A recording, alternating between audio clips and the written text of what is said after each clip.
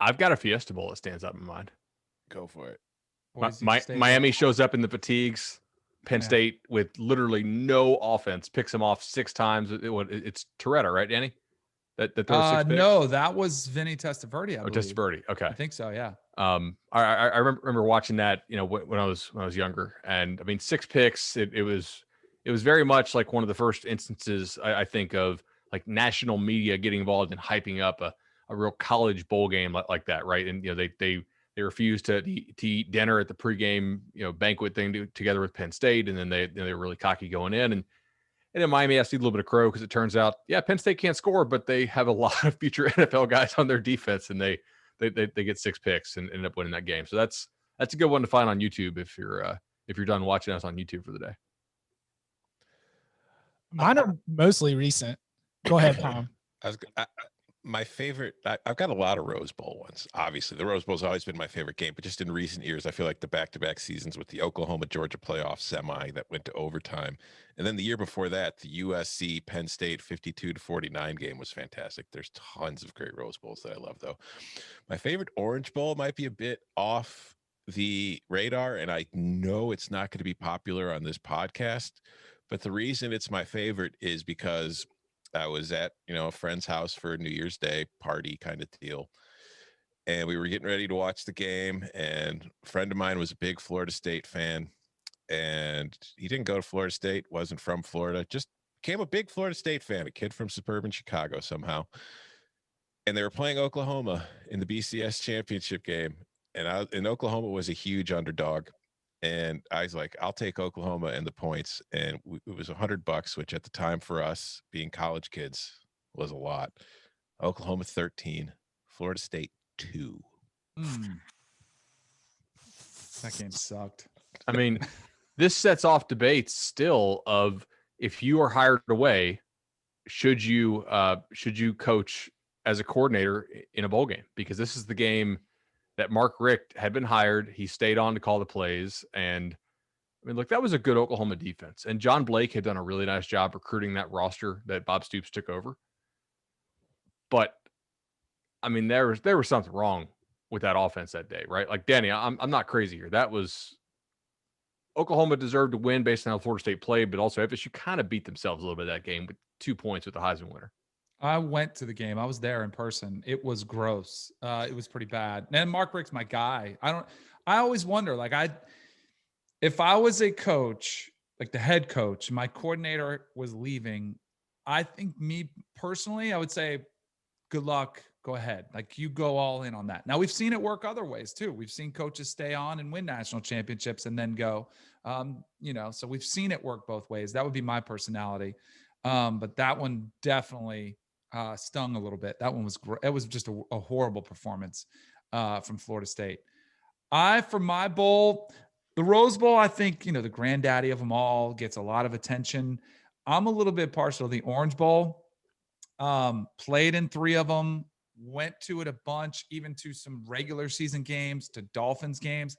But I do almost prefer the Orange Bowl at the old Orange Bowl, the real Orange Bowl, when it was nasty and dirty, and they had, the urinals were just like the wall that you pee on, the wall, the trough. Just the trough that was there, and what Wrigley Field still is today, yeah. Mm-hmm. Yeah, and you could go out, and you could see, like, the stands literally would be bouncing. You could see it, but there were some unbelievable games historically.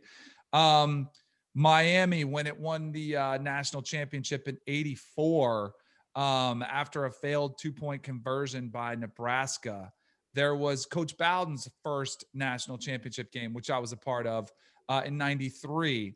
There was Colorado and Notre Dame when the Rocket was returning kicks. I mean, there was some unbelievable games. For whatever reason, I feel like the Orange Bowl has kind of taken a back seat in recent history, and there's been some good games, but I don't know, that one to me always, because it's local, because I played in it, it's got a special place for me.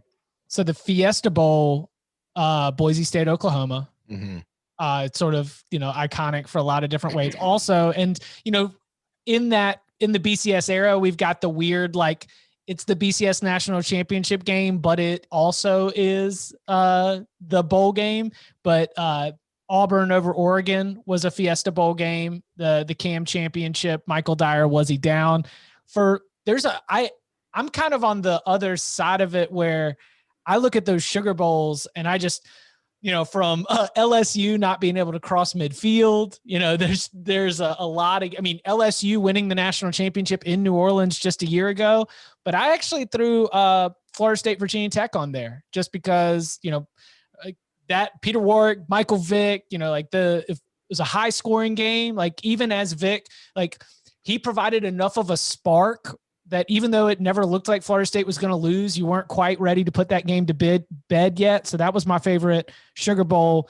For the Rose Bowl, you're right, there have been many, but I don't think anybody mentioned Vince Young, Texas USC, Rose Bowl. I thought that was like a given. That was like such an obvious one that it's just too easy. It's got to be mentioned, man. It's got to be mentioned. Like I could do 15 different Rose Bowls. That's well, and so for Orange Bowl, I went for one very, very early in my personal, and I'm sorry to be dating anybody on this podcast, but one of my early college football memories is Tommy Frazier, and Nebraska takes down Miami in the Orange Bowl in 1995 or 1994 season, 1995. So that was one that I had on there for the Orange Bowl. But I agree with y'all. It's tough.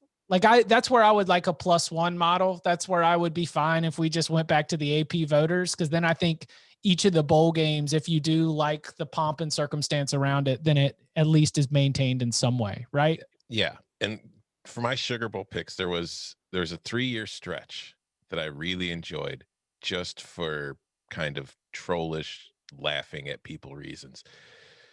It was first the 2013 Sugar Bowl. Number 22 Louisville beats number 4 Florida 33-23. And we're told that it only happened because Florida didn't want to be there.